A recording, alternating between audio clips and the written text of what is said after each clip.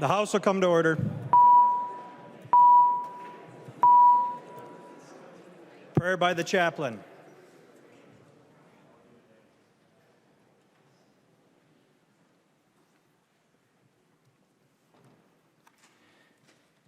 Now thank we all our God with hearts and hands and voices. Gracious God, as we gather today in this esteemed chamber, we seek your guidance and wisdom. We thank you for the privilege of serving the people of Minnesota and for the opportunity to work together for the common good. Grant us clarity in our discussions and the strength to pursue justice and peace for all of our constituents. May our hearts be filled with compassion and our minds filled with understanding as we address the challenges that are before us. Help us to listen to one another and inspire us to find common ground. May we be guided by the integrity and a genuine care for the well-being of every Minnesotan, always seeking to promote the healing, hope, and joy of those we serve. We ask for your blessings upon our work today and in the days to come. May we strive to create a bright future of abundant life, love, and respect in our state of Minnesota. Now thank we all our God with hearts and hands and voices. We ask this in your name. Amen. The chaplain for today is Bishop Daniel Felton from the Diocese of Duluth in Duluth, Minnesota. Pledge of Allegiance. Please remain standing and recite the Pledge of Allegiance to the flag of the United States of America. I pledge allegiance to the flag of the United States of America and to the republic for which it stands, one nation under God, indivisible, with liberty and justice for all. The clerk will take the roll.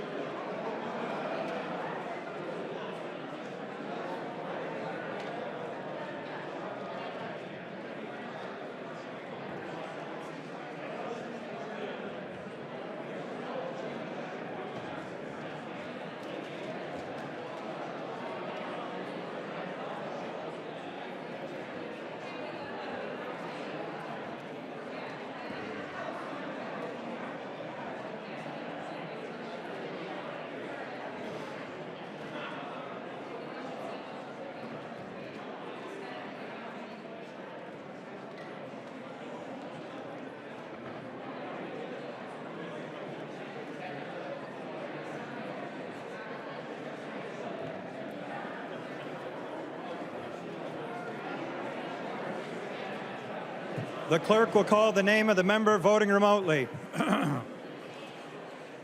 Senator Murrah. Go ahead, say present. Senator Murrah, present. Senator Murrah, present. The clerk will close the roll.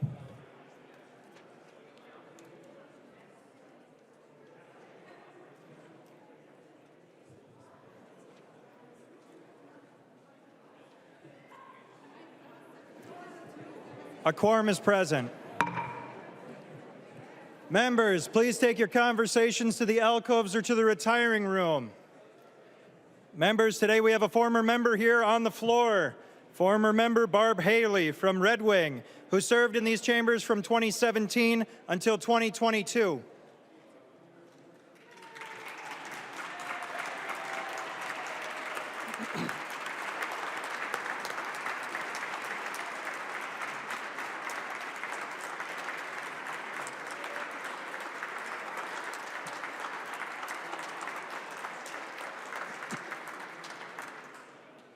The clerk will read the journal of the preceding day.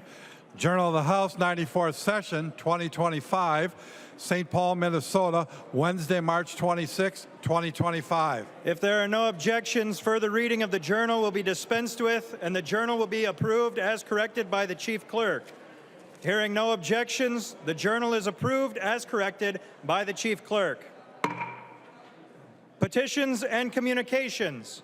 A communication from the 1st Judicial District Court has been received. The clerk will report the communication. A communication was received relating to an election contest from the Honorable Judge Tracy, Perzel, 1st Judicial District, County of Scott, State of Minnesota, in the matter of Aaron Paul contestant v. Brad Tabke contestee. Pursuant to the Agreement for House Organization dated February 5, 2025, Rule 9.1 relating to election contests, the communication is being referred to the Committee on Ethics. A communication from the governor has been received. The clerk will report the communication.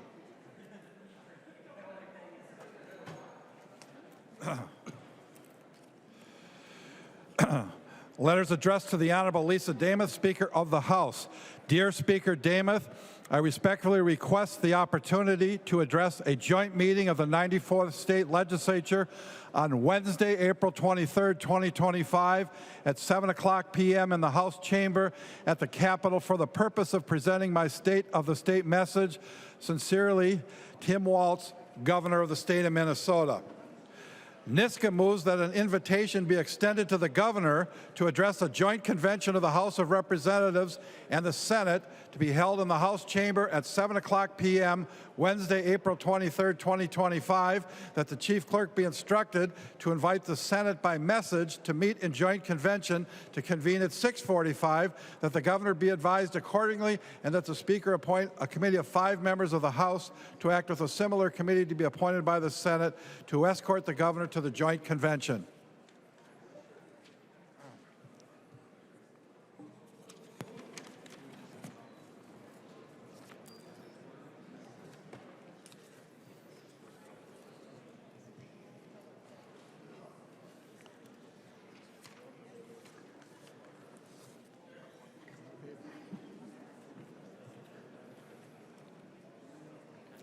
I recognize a member from Anoka, the motion maker, Representative Niska. Thank you, Mr. Speaker and members. That's my motion. We should warmly welcome the governor here to the Minnesota House of Representatives chamber, and also welcome the Senate to join us as well if they would like to join us for the State of the State. So I urge members to support. Any discussion? Seeing none, all those in favor, please signify by saying aye. All those opposed, please say nay. The motion prevails. Reports of standing committees and divisions. A copy of this order of business is on your desk and online. If there is no objections, the reports will be adopted. Hearing no objection, the reports are adopted.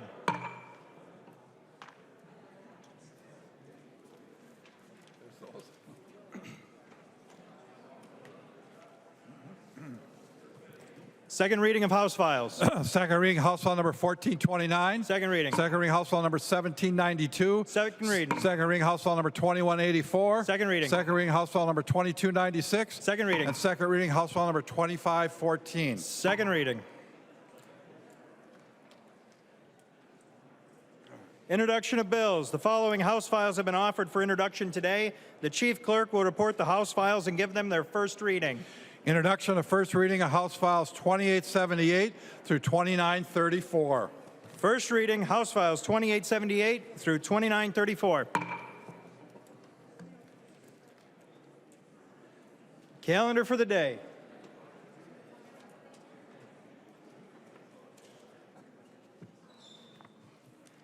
The first bill on the calendar for the day is House File 1163.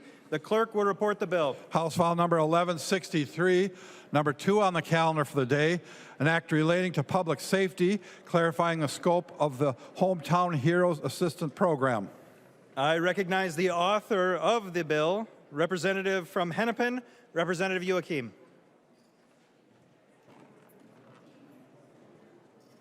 Thank you, Mr. Speaker. Before us today, we have House File 1163, a bill that will make a few clarifications to the Hometown Heroes program that is administered by Minnesota Firefighter Initiative. This is a program that has been funded by the legislature to aid firefighters across the state with training around cardiac care by providing access to free mental health supports and monetary support for our firefighters who have been diagnosed with cancer or heart disease. This bill just contains 2 clarifying language for the Hometown Heroes Assistance Program. No new funding is requested. The bill adds peer-to-peer support language on line 1.14. MnFire is providing peer-to-peer support all along as part of the HAAP as it augments the emotional wellness services provided to our firefighters. There was a question about whether the current language included peer-to-peer support, so we wanted to add it just to make it absolutely clear. On line 1.18, the language changes annually provided to annually make available the training that MnFire provides around critical illness. While MnFire has trained 82% of the departments across the state, some departments may decline, and this language just reflects that. Members, there are some handouts. Oh, no, I didn't do handouts today, but you can come see me afterwards. This has really been a successful program that has helped our firefighters across the state with mental health supports, training of cardiac care, and providing monetary support if they have cancer or a cardiac diagnosis. So I would appreciate your support, and I think there's a list of folks to speak as well. I recognize the member from Dakota, Representative Hewitt. Thank you, Mr. Chair. Thank you, Mr. Speaker, and thank you, Chair Youakim, for this great bill. I am happy to be an author on it again. This is more of a technical bill, but members, I hope I have this kind of report for you when we get the EMS data back. Listen to this. 1,193 firefighters focused on mental health providers available across the state. 1,193. This is all good news. This is what we wanted to hear about programs like this. We need to keep going. We need to see how this goes. Like I said, if EMS comes back this way, I am going to be totally excited to bring it to you. Thank you, members. I recognize the member from Dakota, Representative Whitty. Thank you, and thank you, Chair Youakim, and to all of our firefighters who put their lives on the line every day to keep our communities safe. And this is an opportunity to give them the resources to help them. This is the most comprehensive firefighter well-being legislation in the nation, combining 3 vital resources available to all active volunteered, paid on call, part-time and full-time Minnesota firefighters for free. One of the key parts that I saw was this resources is used by counties through February 25th. 82% of the departments have been trained. 1,407 health trainings, 867 peer support calls, 3,156 mental health providers visits with providers in 68 of our counties, and 396 critical illnesses claims paid, totaling about $4 million. So thank you for this bipartisan support and supporting our local firefighters. I recognize the member from St. Louis, Representative Johnson P. Thank you, Speaker and members. Thank you, Chair Youakim, for bringing this bill forward. These are just a couple of small tweaks to this bill, but I would be remiss not to take the opportunity to talk a little bit about this bill and the impact that it has had for firefighters across the state. I was fortunate to be part of the effort to get this bill put into law a number of years ago, working through the Minnesota Professional Firefighters and our union, as well as with our volunteer partners and the chiefs across the state. This is one of those pieces of legislation that is truly making a huge difference in firefighters' lives.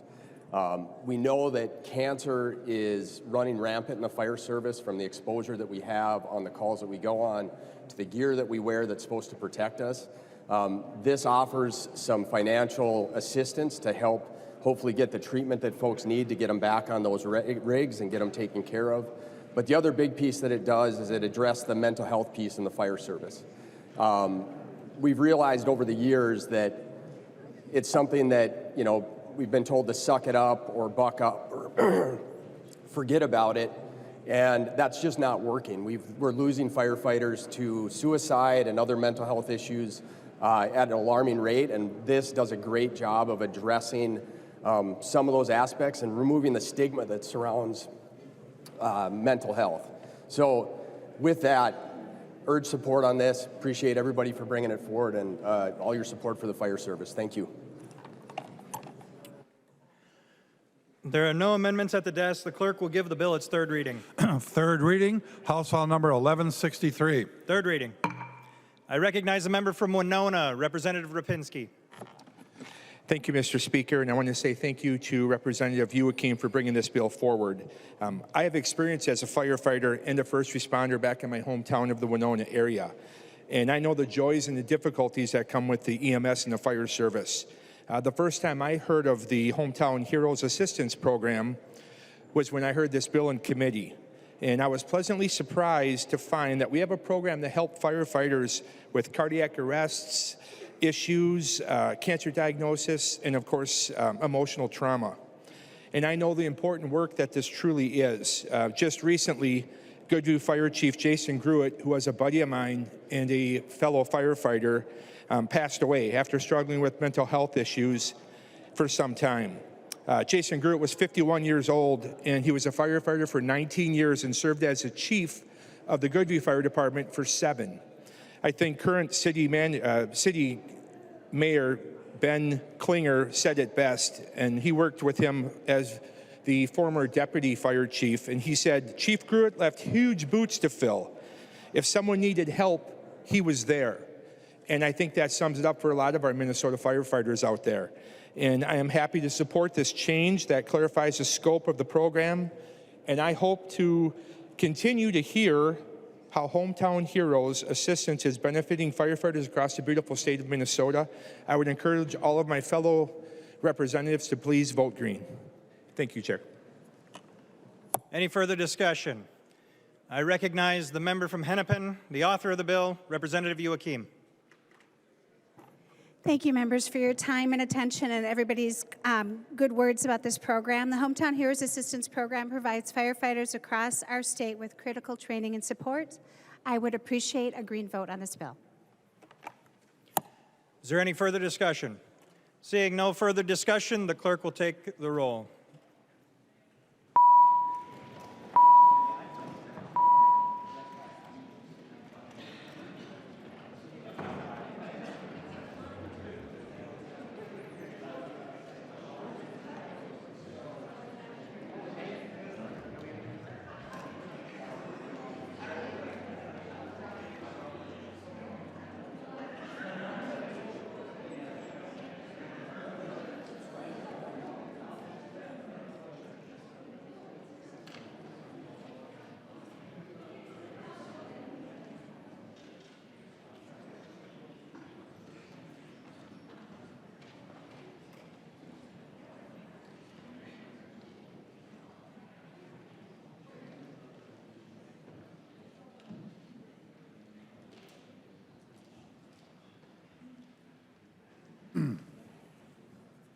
The clerk will call the name of the member voting remotely. Censor Murrah. Censor Murrah, yes. Censor Murrah votes aye. The clerk will close the roll.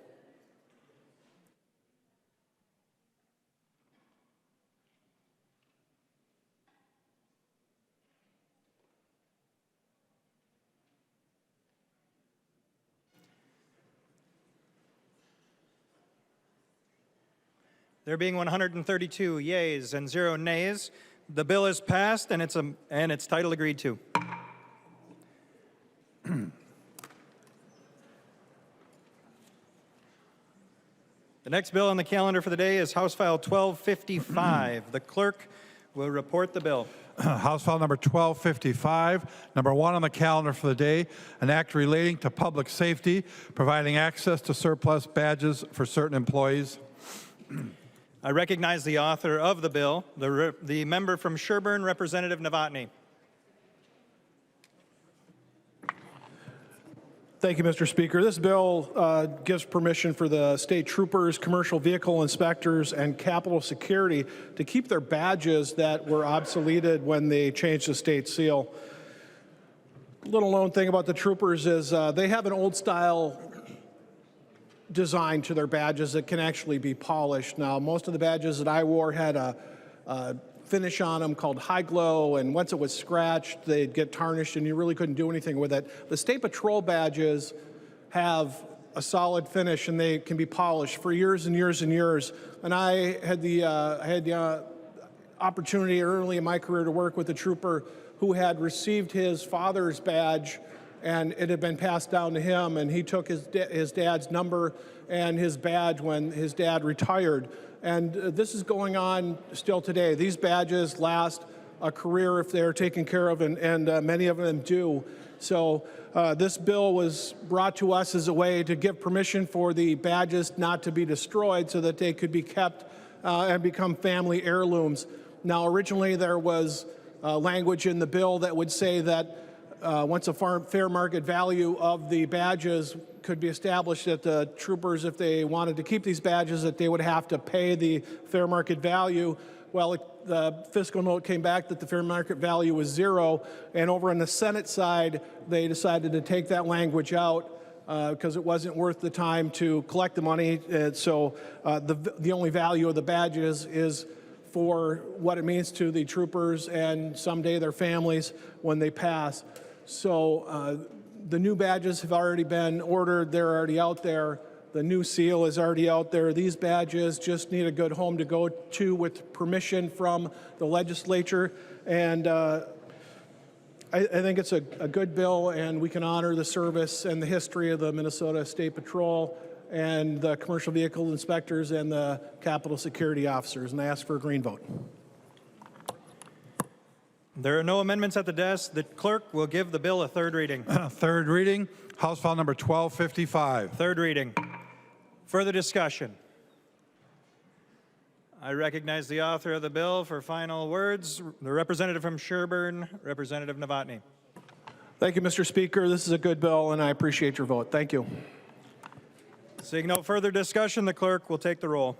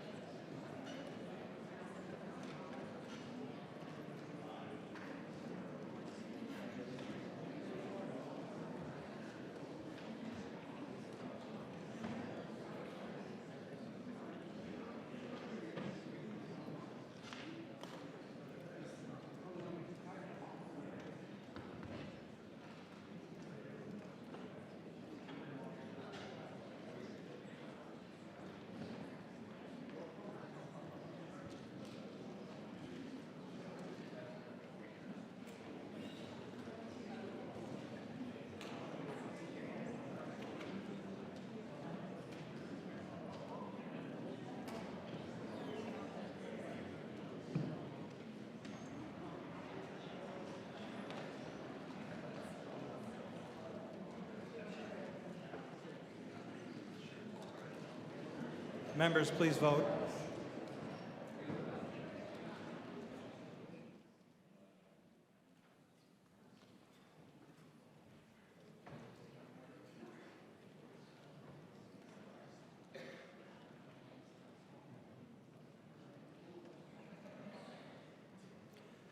The clerk will call the name of the member voting remotely. Censor Murrah. Censor Murrah votes no. Censor Murrah votes no. The clerk will close the roll.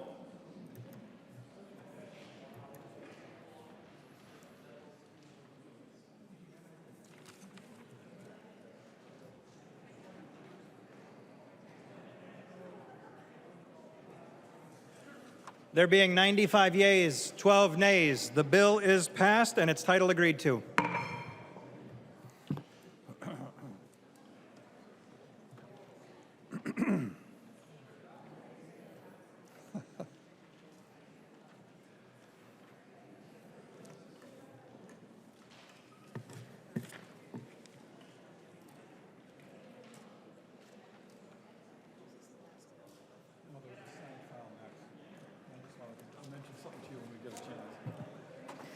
The next bill on the calendar for today is House File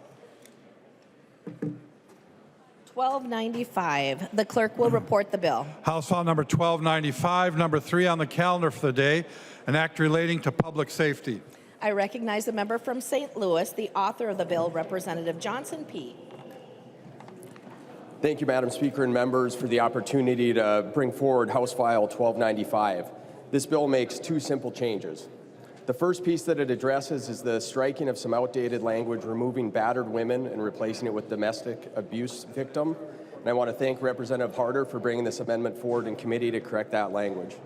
The second thing that this bill does is simply add children's advocacy centers to the list of organizations that are considered victims assistance programs, making them eligible to receive a portion of the court-imposed fines that are to be used to provide direct services to victims.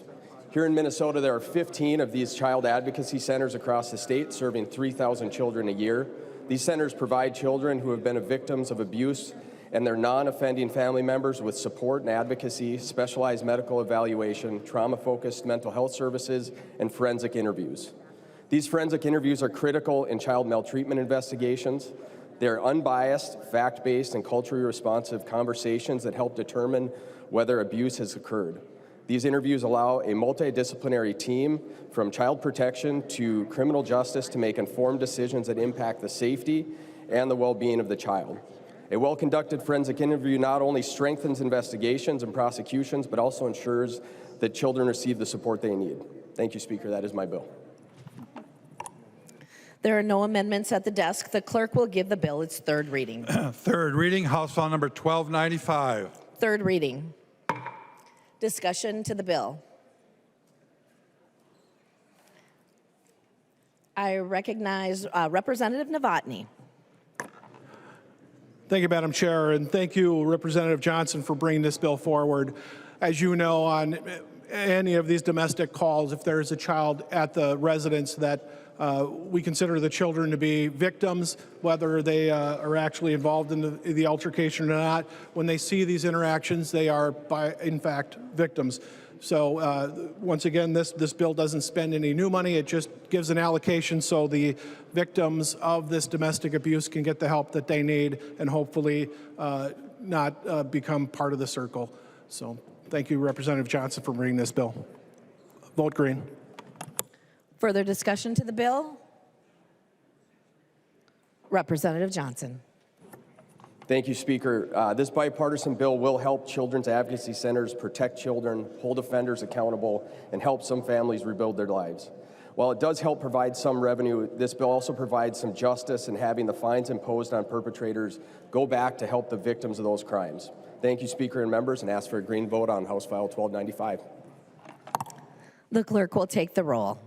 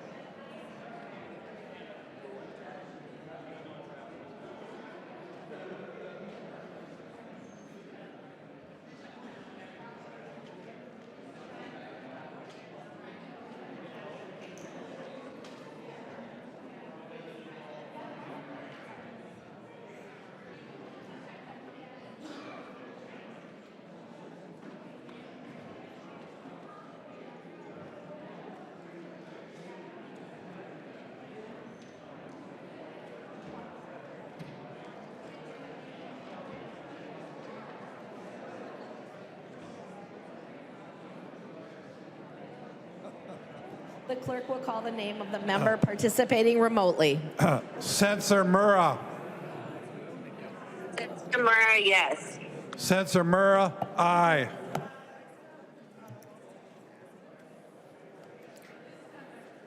The clerk will close the roll.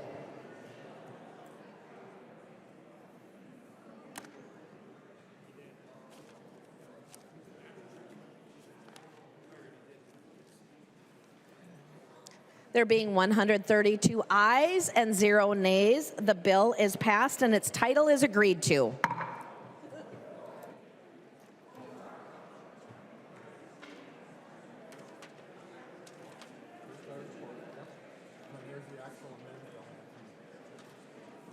The next bill on the calendar for today is Senate File 823. The clerk will report the bill. Senate File number 823, number 4 on the calendar for the day, an act relating to transportation. Before the author explains the bill, we have an amendment at the desk to insert the House language into Senate File 823. The clerk will report the amendment. Bakeberg moves to amend Senate File number 823. Delete everything after the enacted clause and insert the following language of House File number 202. The amendment is coded DEA 202. I recognize the member from Scott, Representative Bakeberg. Thank you, Madam Speaker and members. These are this is a very technical fix. The underlying bill just changes the $4.9 million that was allocated to Scott County for the 169-282 project. It was allocated to Scott County. It needs to go to MnDOT because MnDOT is leading the project.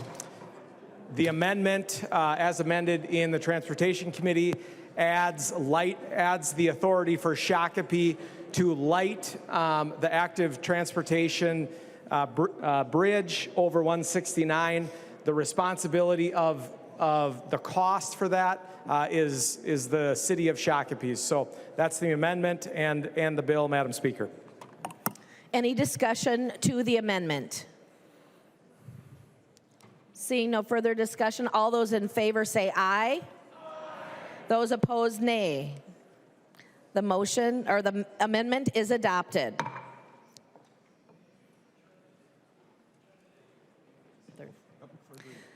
Third reading. Third reading, Senate File number 823, as amended. Third reading. Further discussion to the bill. I recognize a member from Scott, Representative Bakeberg.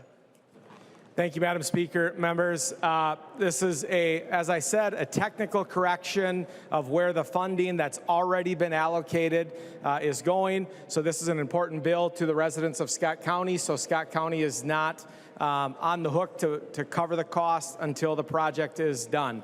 Just a reminder, 169 and 282, this is the last stoplight from St. Peter to Champlin and is a very important corridor of commerce for our community. Please vote green. The clerk will take the roll.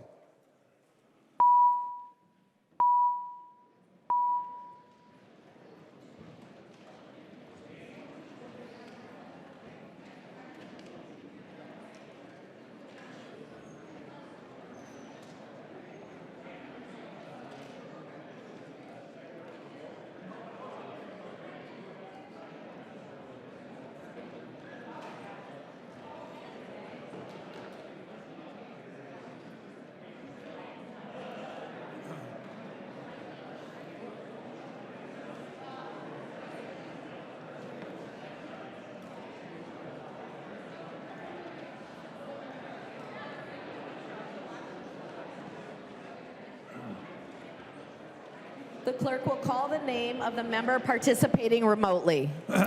Censor Murrah. Censor Murrah, yes. Censor Murrah votes aye.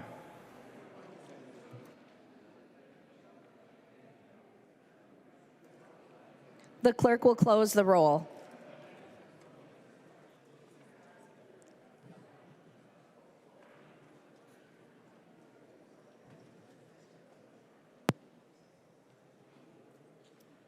There being 132 ayes and 0 nays, the bill is passed as amended and the title is agreed to.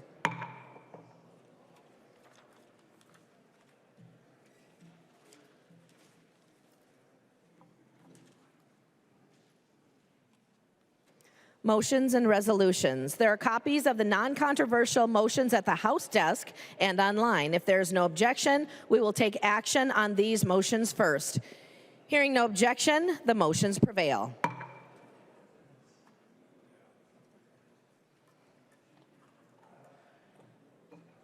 Elkins moves that House File Number 1133 be recalled from the Committee on State Government, Finance, and Policy and be re-referred to the Committee on Elections, Finance, and Government Operations.